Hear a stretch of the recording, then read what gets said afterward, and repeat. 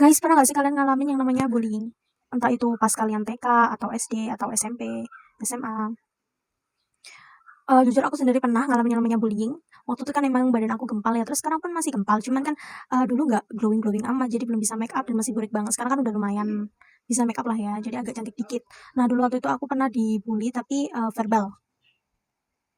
Kan ada yang verbal sama non-verbal. Jadi aku itu yang, verbal aja. Kalau non-verbal itu kan, berbau fisik ya, tapi kalau yang non-verbal itu, dia kayak, ngejelek-jelekin, mencemooh, terus ngata-ngatain juga.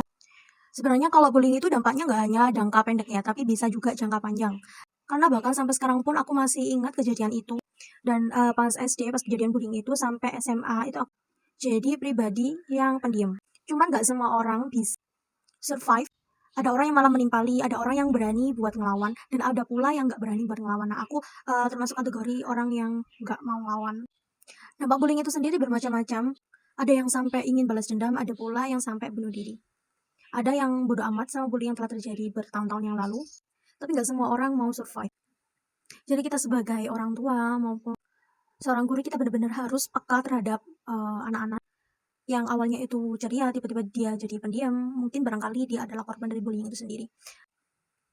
Kita harus benar-benar tanyain mereka dan buat protection buat mereka. Terus kalau misalnya kalian lihat pelaku bullying, seenggaknya kita bisa berikan punishment agar mereka tidak melakukannya lagi, karena bukannya tidak mungkin mereka akan melakukannya lagi ketika mereka udah dewasa, bahkan malah lebih parah. Tapi ada pula yang nggak akan mengulanginya lagi, tapi jangan pernah anggap remeh. Kita nggak bisa mewajarkan seorang anak untuk melakukan hal-hal yang sangat di luar batas, karena mungkin apa yang mereka lakukan ketika mereka masih kecil akan mereka lakukan juga ketika mereka sudah dewasa.